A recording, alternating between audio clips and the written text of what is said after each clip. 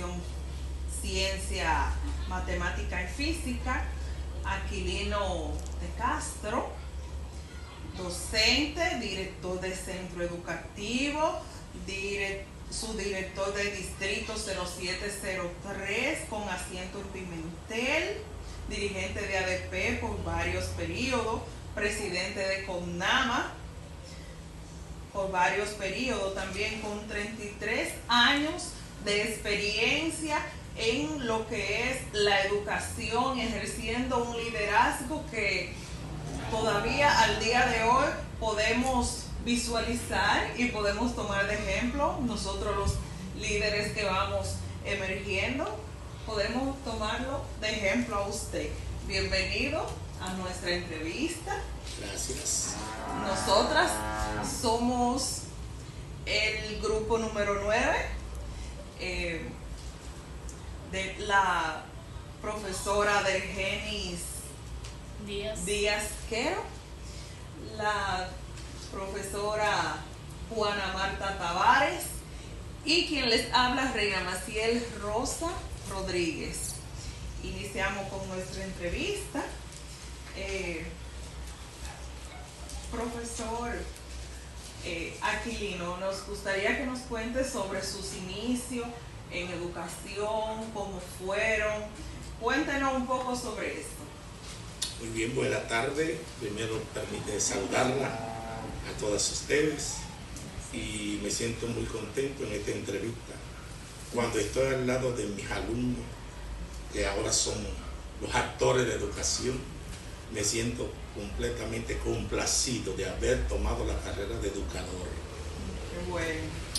La respuesta a tu pregunta, yo me inicié en el año 1976 en los primeros grados, que cuando eso se le llamaba escuela primaria básica. Me inicié, tomé mis estudios primero en la UAS, cuando eso no estaba el CURNE todavía oficializado, y entré a estudiar la carrera de ingeniería. En ese año fue que sucedió la huelga popular y grande de Sagrario Díaz, cuando el presidente Balaguer, que mataron a Sagrario Díaz, ya culminando su carrera de médico. Y de ahí entonces cerraron la UAS, 3 meses duró, y entonces yo regresé de nuevo a Pimentel. Abrieron el CURNE para estudiar magisterio en el CURNE, y entonces entré a estudiar magisterio ya en el 76-77. Ahí es cuando me inspiro, y habiendo sustituido a algunos maestros, me inspiro entonces y opto por aceptar, cuando eso no había que hacer concurso por las condiciones de los niveles en la universidad. Ya tenía el tercer nivel en la universidad de pedagogía, lo hice rápido. Antes se hacía en menos tiempo porque las asignaturas eran menos del currículo.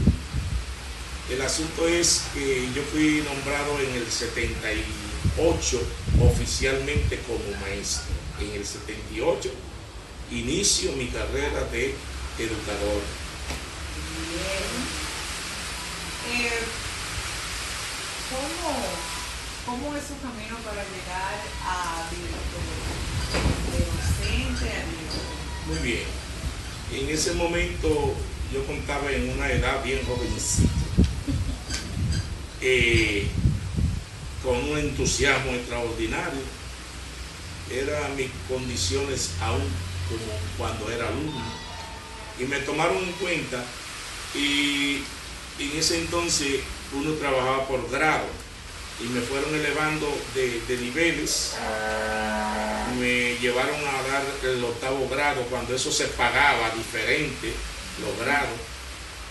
Y de ahí entonces el director departamental, en ese entonces se llamaba Mardemiro Esteve Martínez, los directores departamentales hacían visitas directas a la escuela para entrar a las aulas y ver al maestro, y me señaló que debía de ser escogido para el proyecto que se tenía de separar la le hacía la compañera Maciel sobre esas características que le ayudaron a usted a ser ese líder en esa época, y todavía vemos que ese liderazgo usted lo mantiene porque sigue trabajando. Ahora en la reciente finalizada campaña que hubo, usted participó con nosotros. Correcto, de ADP, y sigue con UNAMA también. Entonces, ¿cuál otra característica usted cree que le ayudaron a mantener ese liderazgo? Muy bien. En primer lugar, la comprensión con los demás. Yo estaba dirigiendo educación, pero era muy comprensivo con mis maestros. En el sistema de medida y evaluación del estudiante, yo trabajaba con los maestros para llevar un récord de ellos, pero a la vez era claro con la organización del maestro, porque sus actividades y su trabajo se lo escribía. Y antes de terminar, cuando terminamos el año escolar, yo le presentaba todos los logros que cada quien por particularmente había obtenido. Y esa solidaridad, cuando nosotros teníamos un maestro enfermo, por ejemplo, voy a poner algunos ejemplos, porque practicamos eso. La profesora Josefa Durán, Fefita, era una luchadora tremenda. Ella se nos enfermó grave, hubo que sacarla a Cuba. El sindicato la llevó a Cuba para operarla, porque estaba muy delicada. En Cuba siempre ha existido muy buena medicina. Entonces, nosotros, ella era subalterna mía, yo era su jefe director. Y lo que hacíamos era, como no podía pagar, porque antes había que pagar, el maestro tenía que pagar cuando salía de las aulas. Exacto, a pagar un sustituto que le diera la clase. Pues nosotros nos pusimos de acuerdo y actuamos con esa actitud de compañerismo con ella, y ella estuvo 3 meses en Cuba, y esos 3 meses, yo siendo director le cogía 1 día, 2 días de clase y se la continuaba, otro maestro en su hora que podía le sustituía, y así hicimos el año escolar. Y cuando ella llegó, nosotros teníamos todo al día, pero era todo. Sí, unión. Unido, exactamente. Esa era una de las cosas lindas que había, muy interesante, porque la educación no era como es hoy, y el maestro era en situación precaria. Cuando un maestro se enfermaba, que tenía una situación de esa índole, nosotros acudíamos, nos poníamos de acuerdo, y entonces tú sustituyes de tal tiempo a tal tiempo, continúa tú. Llevamos todo el récord de cómo iba todo, los objetivos logrados, porque era a la vez director también. Exacto. El maestro vivía muy unido y muy concentrado. Era muy responsable. Habían excepciones, como siempre. Entonces, continuando ahí mismo, profe, ¿cuáles son esos puntos importantes que usted considera que hay de diferencia entre la educación que había en sus inicios y la que tenemos hoy día? Sí, realmente para yo hacerla diferente, mi apreciación a la educación de hoy es que el sistema educativo no ha podido hacer la transición de una educación tradicional a una educación moderna. Hemos querido entrar a una educación moderna sin pasar por el trance de uno hacer la transición, porque nunca podemos hacer las cosas de golpe y porrazo en el momento moderno si realmente no llevamos lo exitoso y lo bueno de lo tradicional. Entonces creo que ahí es que ha estado el vacío. Por eso entiendo que el Ministerio de Educación ha entrado a una modernidad en los tiempos sin la educación de preciosa. En esa parte, eso era lo que hoy apostamos a los aprendizajes significativos, que se quedan en la memoria para siempre. Continuamos, profe. ¿Cuál ha sido su mayor logro en educación? Ok. Primero, mi mayor logro es sentirme tan satisfecho de haber sido maestro educador de estrella como ustedes. Ay, gracias. Sí. Que déjeme decirle, un poco me entusiasmo, ¿verdad? Déjeme decirle que no es en vano que hemos trabajado, porque aquí están los resultados. Ahora tenemos un problema diferente por los asuntos gremiales y sindicales, pero como preparación, como condiciones, yo me siento satisfecho. Ese es uno de los logros que tengo. Los logros también es que nosotros, en primer lugar, logramos activar todo lo que fue todo lo cultural en Pimentel. Son logros nuestros. Yo cuando a mí me llamaron a ser subdirector de educación, yo no quise ser subdirector sentado en la oficina de Castillo. Yo personalmente fuimos donde la ministra, que era Alejandrina Germán, y yo le dije, de la única manera que yo acepto ser subdirector es si me permite trabajar en el ala más grande que tiene el distrito 0703 de Castillo, que es Pimentel. Y yo le prometo que en un año me vayan a evaluar cómo cambia la educación allá, y efectivamente así fue. Ahora yo usé todos los medios poderosos, porque este es un pueblo, una cuna de hombres inteligentes, Pimentel. Pimentel sobrepasa todos estos municipios. Estamos precisamente en el velatorio de uno de los grandes de Pimentel, que era Mendy López, y sale de aquí, se educa aquí. Su esposa aquí era una educadora, era una maestra, Nancy. O sea que estamos hablando de valores que no debemos dejarlo caer. No están ahora, yo no sé por qué, pero no debemos dejarlo caer. A mí me interesa, esta entrevista que ustedes me hacen es importantísima, porque es que ahora tenemos mejores condiciones de mejorar la educación. Porque hay gente que cree, porque ahora con la educación moderna, que es lo moderno es lo bueno, la educación no puede quedarse atrás. En el plan decenal de educación nosotros remodelamos muchísimas cosas, pero crecimos, mejoramos. Ahora hay oportunidad de ser mejor escuela que antes. Cuando yo estaba no se daba desayuno escolar todavía. No había ropero escolar. No había... Ahora la educación no hay por qué ser la peor. No hay por qué ser la peor. No hay por qué. Es un asunto de los actores, desde el ministro, con el gremio y con todo. ¿Me entiendes? En esa parte, profe, ahí, ¿qué usted opina del uso de la tecnología ahora en la actualidad? Y si usted nos puede decir algunas ventajas y desventajas desde su perspectiva, ya que antes, cuando usted inició, esa parte de la tecnología no se usaba. Realmente, sí usábamos la tecnología del momento, que ahora está más sofisticada. Porque yo llegué a la tecnología en mi tiempo, eran las computadoras, ya manejamos computadoras, programas, pero hoy nosotros tenemos ya un sistema muy diferente. Yo pienso que sí, exactamente, transporte, aquí hay una riqueza enorme, lo que hay que aprovecharlo. Y a los padres hay que integrarlo a las escuelas, porque una fundamental es la educación de la casa.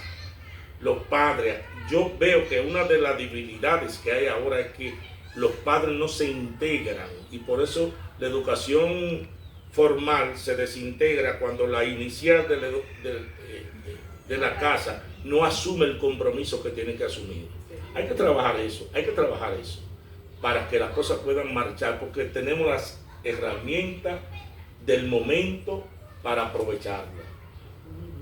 En esa parte, córtalo ahí. ¿Y la tuya? Yo usted me la... Profe, ¿qué recomendación le daría usted a esta nueva playa de directores nuevos que estamos ahora, que me incluyo? ¿Qué recomendación usted nos daría para cultivar ese liderazgo? Muy bien. La primera recomendación que yo le doy es que deben agruparse, que todos deben formar una clase directiva para estudiar los fenómenos. ¿Entiendes? Es lo primero. O sea que yo lo que veo que están desintegrados. Que uno hace una cosa que de esta manera trabaja, deben unificarse. Y desarrollar programas básicos. Tienen su programa de educación, pero hay que desarrollarlo en función de lo que es el centro y el medio ambiente en el que te rodea. El contexto social. Esa es una de las cosas importantes. Yo creo que ahí entra todo, porque ahí tiene la oportunidad cada quien de reunirse y ver qué dificultad tuvo en su centro, con el maestro, con los alumnos, con la comunidad, y cómo ir resolviendo y estas cosas. Que haya unidad entre ustedes. ¿Qué cosas le han resultado a ella que yo puedo implementar en el mismo? Exacto, perfectamente. Y eso enriquece. Cuando viene a ver, Pimentel se levanta en un estado de que, aunque la educación a nivel del país esté, pero hay un pueblo que hay que llamarlo. Mira, aquí hay prosperidad. Eso en los directores. Ser creativos. Porque realmente en todo tiempo el director tiene que innovar como director también. Háganlo en conjunto. Asóciense como directores, no se queden disgregados, asóciense. Ya tenemos a Zona Débil y comenzamos. Sí. Excelente. Qué bueno. Miren de dónde nace la cosa. Ustedes van a ver que eso da. Iniciamos aquí, antes de estar en Zona Débil, nosotros iniciamos con una directiva de directoria, ¿aquí recuerdan? Sí. Es espectacular eso. Enriquece enormemente. Para ustedes, como un liderazgo que tienen estamina, ustedes tienen las condiciones. Es un asunto de poder romper el esquema del individualismo. El maestro tiene que ser unido. Y eso me encanta a mí, porque cuando hay unión se resuelven muchas cosas, porque para eso es que el maestro es un líder.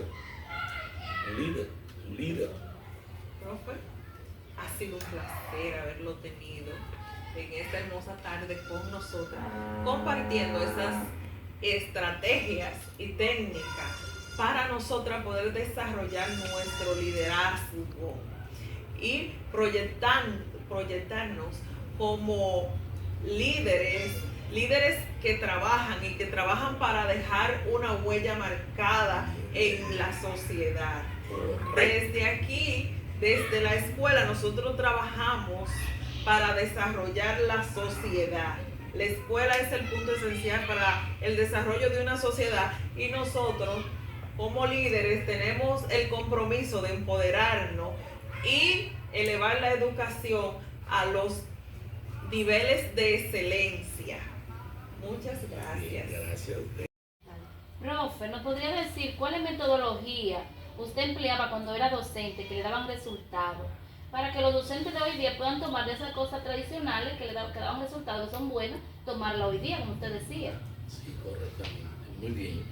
Excelente pregunta. Mira, de las cosas tradicionales que hacíamos, lo primero es que el maestro tenía que elaborar los medios para la enseñanza.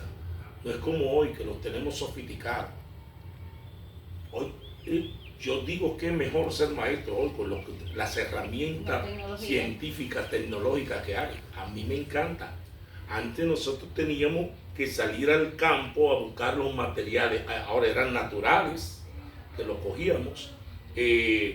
Aparte de que teníamos que hacerlo en el terreno real, nosotros teníamos que elaborar los materiales didácticos en cartulina, en plaquetas. Usamos los medios que habían en ese entonces, pero lo usábamos.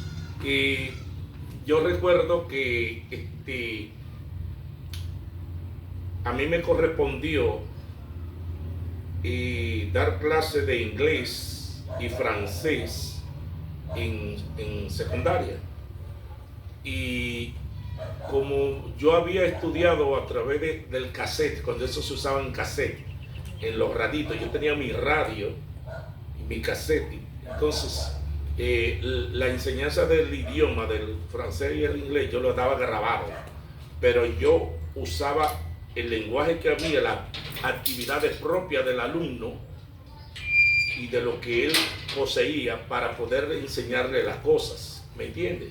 Sí. Todos los nombres de las ropas, desde los interiores hasta todo, y todos tenían que señalarlo. Eso yo lo hacía con los mismos materiales, con ellos mismos. La práctica, las canciones, y nos las aprendíamos y la ensayábamos. Era sobre el ensayo. Ahora, como yo una de las cosas que recuerdo tener bien, de las herramientas fuertes mías, eran que yo fui duro en medida y evaluación. Una de las áreas donde yo era fuerte era en la medida y evaluación.